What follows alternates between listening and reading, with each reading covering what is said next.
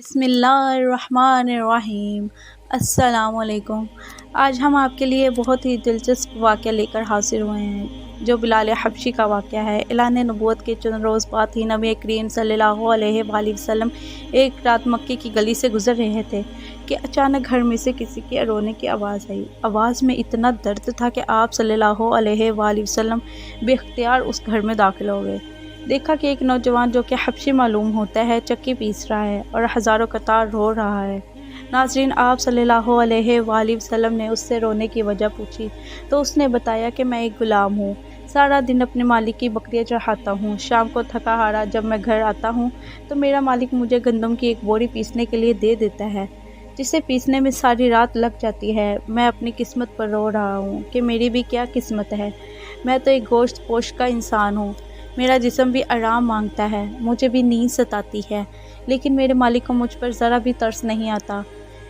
کیا میرے مقدر میں ساری زندگی اسی طرح رو رو کر گزارنا لکھا ہے؟ نبی کریم صلی اللہ علیہ وآلہ وسلم نے فرمایا کہ میں تمہارے مالک سے کہہ کر تمہاری مشقت تو کم نہیں کروا سکتا، کیونکہ وہ میری بات نہیں مانے گا۔ ہاں، میں تمہاری تھوڑی سی تو مدد کر سکتا ہوں کہ تم سو جاؤ اور میں تمہاری جگہ چکی پیستا ہوں۔ ناظرین، وہ غلام بہت خوش ہوا اور شکریہ ادا کر کے سو گیا۔ آپ صلی اللہ علیہ وآلہ وسلم نے اس کی جگہ چکی پیستے رہے اور جب گندم ختم ہو گئی تو آپ صلی اللہ علیہ وآلہ وسلم اسے جگائے بغیر چلے گئے۔ دوسرے دن آپ صلی اللہ علیہ وآلہ وسلم وہاں تشریف لائے اور اس غلام کو سلا کر اس کی جگہ چکی پیستے رہے۔ تیسرے دن بھی یہی معجزہ ہوا۔ آپ صلی اللہ علیہ وآلہ وسلم اس غلام کی جگہ ساری رات چکی پیستے رہے اور صبح خاموشی اپنے گھر تشریف لے گئے۔ چوتھی رات جب آپ صلی اللہ علیہ وآلہ وسلم وہاں گئے تو اس غلام نے کہا، اے اللہ کے بندے، آپ کون ہیں اور میرا اتنا خیال کیوں کر رہے ہیں؟ ہم غلاموں سے تو نہ کوئی ڈرتا ہے اور نہ ہی کسی کو ہمدردی ہوتی ہے، آپ یہ سب کچھ کیوں کر رہے ہیں؟ تو ناظرین، آپ صلی اللہ علیہ وآلہ وسلم نے فرمایا کہ میں یہ سب کچھ انسانی ہمدردی کی خاطر کر رہا ہوں، اس کے علاوہ مجھے تم سے کوئی غرض نہیں۔ اس غلام نے کہا کہ آپ کون ہیں؟ نبی کریم صلی اللہ علیہ وآلہ وسلم نے فرمایا، کیا تمہیں پتہ ہے کہ مکہ میں ایک شخص نے اعلان نبوت کا دعویٰ کیا ہے؟ اس غلام نے کہا، ہاں، میں نے سنا ہے کہ وہ ایک شخص کا نام محمد ہے اور وہ اپنے آپ کو اللہ کا نبی کہتا ہے۔ آپ صلی اللہ علیہ وآلہ وسلم نے فرمایا کہ وہی محمد میں ہوں۔ یہ سن کر اس غلام نے کہا کہ آپ وہ نبی ہیں تو مجھے اپنا کلمہ پڑھائیں، کیونکہ اتنا شفقت اور مہربان نبی ہی ہو سکتا ہے جو غلاموں کا بھی اس قدر خیال رکھے۔ آپ صلی اللہ علیہ وآلہ وسلم نے اسے کلمہ پڑھا کر مسلمان کر دیا۔ پھر دنیا نے دیکھا کہ اس غلام نے کتنی تکلیف اور مشقت برداشت کی، لیکن دامن مصطفیٰ نہ چھوڑا۔ انہیں جان تو دینا گوارا تھا، لیکن اتنا شفقت اور مہربان نبی کا ساتھ چھوڑنا گوارا نہیں تھا۔ آج دنیا انہیں حضرت بلال حبشی رضی اللہ تعالیٰ عنہ کے نام سے جانتی ہے۔ نبی کریم صلی اللہ علیہ وآلہ وسلم کی ہمدردی اور محبت نے انہیں آپ کا بے لوث غلام بنا کر رہتی دنیا تک مثال بنا دیا۔ ناظرین، حضور اکرم صلی اللہ علیہ وآلہ وسلم کے وصال کے بعد حضرت بلال حبشی رضی اللہ تعالیٰ عنہ گلیوں میں یہ کہتے پھرتے تھے کہ لوگوں، تم نے کہیں رسول اللہ کو دیکھا ہے تو مجھے دکھا دو۔ پھر کہنے لگے، اب مدینے میں میرا رہنا دشوار ہے، اور شام کے شہر حلب میں چلے گئے۔ تقریباً 6 ماہ بعد آپ صلی اللہ علیہ وآلہ وسلم کے خواب میں زیارت ہوئی تو آپ صلی اللہ علیہ وآلہ وسلم فرما رہے تھے کہ اے بلال، کیا یہ بے وفائی ہے کہ تو نے ہمیں ملنا چھوڑ دیا؟ کیا ہماری ملاقات کا وقت نہیں آیا؟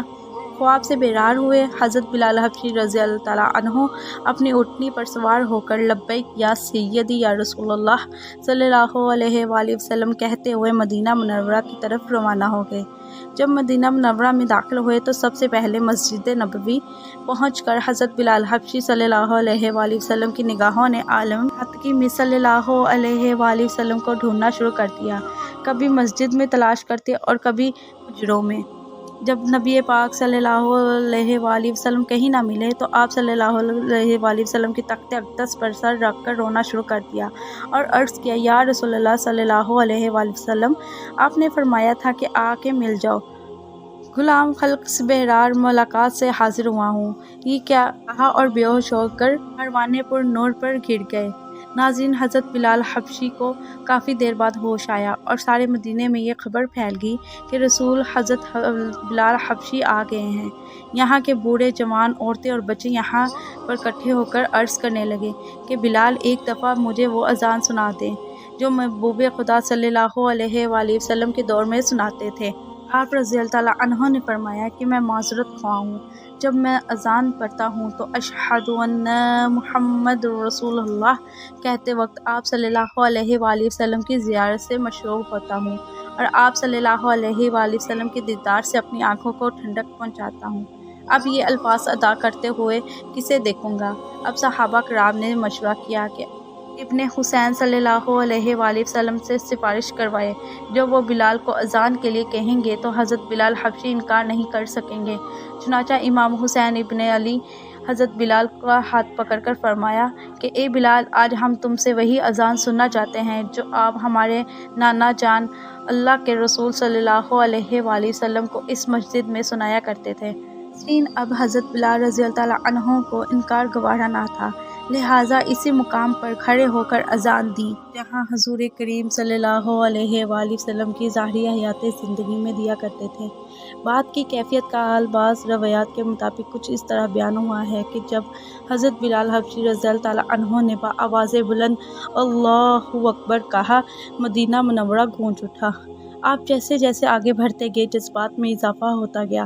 جب اشہد ان لا الہ کے کلمات ادا کیے تو گونج میں اضافہ ہو گیا۔ جب اشہد ان محمد رسول اللہ کے کلمے ادا کیے تو تمام لوگ حتیٰ کہ پردہ نشین خواتین بھی گھروں سے باہر نکل آئی۔ دقت و گریہ زاری کا عظیم عالم تھا۔ ناظرین، تو لوگوں نے کہا رسول خدا صلی اللہ علیہ وآلہ وسلم تشریف لے آئے ہیں۔ آپ صلی اللہ علیہ وآلہ وسلم کے وصال کے بعد مدینہ منورہ نے اس دن سے زیادہ مرد اور عورتیں نہیں دیکھی تھیں۔ حضرت بلال حبشی صلی اللہ علیہ وآلہ وسلم کائنات کی وہ پہلی عظیم اور مقدس ہستی ہیں جن کو دنیا کے پہلے مؤذن ہونے کا اعلیٰ شرف حاصل ہوا ہے۔ اللہ کے رسول صلی اللہ علیہ وآلہ وسلم نے خود ارشاد فرمایا کہ بلال کس قدر اچھا انسان ہے، وہ تمام مؤذنوں کا سردار ہے۔ آپ کے والد رباح اور والدہ حمیمہ عرب کے ایک قبیلے کے غلام تھے۔ یہ سرزمین عرب کا وہ تاریخی دور تھا جب انسان آقا کے حکم پر عمل کرتا تھا اور اس پر غلاموں کی زندگی مسلط تھی۔ اس دور جہالت میں سب سے مظلوم طبقہ غلاموں کا تھا۔ ناظرین، جیسے انسانی حقوق ملنا تو بہت دور کی بات، سکون سے اپنی زندگی گزارنے کا بھی حق نہ تھا۔ سیدنا حضرت بلال امیہ بن خلف کے غلام تھے۔ وہ اپنے آقا کی بکریاں چڑھانے پہاڑ پر جایا کرتے تھے اور ایک دن آپ کا گزر غار حرا سے ہوا جہاں رسول کریم صلی اللہ علیہ وآلہ وسلم اپنے یارگاہ سیدنا حضرت ابو بکر صدیق کے ساتھ تشریف فرماتے۔ اللہ کے رسول صلی اللہ علیہ وآلہ وسلم نے جب حبشی نوجوان کو دیکھا تو آپ صلی اللہ علیہ وآلہ وسلم نے اسے اپنے پاس بلا کر فرمایا، میں اللہ کا رسول ہوں، تمہاری اسلام کے حوالے سے کیا رائے ہے؟ حضرت بلال حبشی رسول خدا صلی اللہ علیہ وآلہ وسلم کی ذات سے تو پہلے ہی متاثر ہو چکے تھے۔ پھر آقا کونین کا دلکش انداز گفتگو تو حضرت بلال رضی اللہ تعالیٰ عنہ کے منہ سے نکلا کہ میں آپ کے دین کو اچھا پاتا ہوں۔ حضرت بلال رضی اللہ تعالیٰ عنہ واپس لوٹ گئے مگر ان کا دل وہیں حضور کی طرف رہ گیا۔ ناظرین، دوسرے دن پھر بکریاں وہیں لے پہنچے تو نبی کریم صلی اللہ علیہ وآلہ وسلم کی اور زیادہ باتیں سن دل بھی اور بے قرار ہو گیا۔ جو سچائی آپ کے قلب پر دین اسلام کی صورت میں پہلے ہی نازل کر دی گئی تھی وہ دین اسلام کی صورت میں سامنے آ گئی اور آپ صلی اللہ علیہ وآلہ وسلم نے اسلام کی پکار پر لبیک کہتے ہوئے کلمہ شہادت پڑھا اور حضور صلی اللہ علیہ وآلہ وسلم کی غلامی کی سند حاصل فرمائی۔ آپ صلی اللہ علیہ وآلہ وسلم کے مرید ہو کر اسلام کی دولت سے مالا مال ہو گئے۔ اس وقت حضرت بلال رضی اللہ تعالیٰ عنہ کی عمر 28 برس تھی۔ آپ ان سے پہلے 7 خوش نصیبوں میں سے ہیں جن پر اسلام کے دروازے کھول دیے تھے۔ یہ اسلام کا اولین دور تھا۔ نبی پاک صلی اللہ علیہ وآلہ وسلم اللہ کے حکم سے فی الحال رازداری کے اسلام کی تبلیغ فرماتے رہے۔ امیہ بن خلف کو جلدی ہی یہ خبر مل گئی کہ اس کا غلام حضرت بلال حبشی بنی نبی کریم صلی اللہ علیہ وآلہ وسلم کا غلام بن گیا ہے اور اس کا شمار آپ کے ساتھیوں میں سے ہوتا ہے۔ اس ظلم کی پیدائش میں امیہ بن خلف حضرت بلال حبشی ظلم و ستم کے پہاڑ گرا دیے۔ امیہ حضرت بلال کو تانبے کی زمین پر لٹاتے اور ان کے سینے پر بھاری پتھر رکھتے۔ آپ کو دیکھتے ہوئے انگاروں پر بھی لٹا دیا جاتا، آپ کی چربی پگھل کر انگاروں کو بجھا دیا کرتی، لیکن آپ کی زبان مبارک سے احد کے سوا کچھ نہ نکلتا۔ امیہ آپ کو کہتا، اب بھی تو خدا کے محمد سے باز آ جا، لیکن اسلام سرکار صلی اللہ علیہ وآلہ وسلم کی محبت ان کے سینے سے کوئی بھی سخت سے سخت سزا بھی نہیں نکال سکتی۔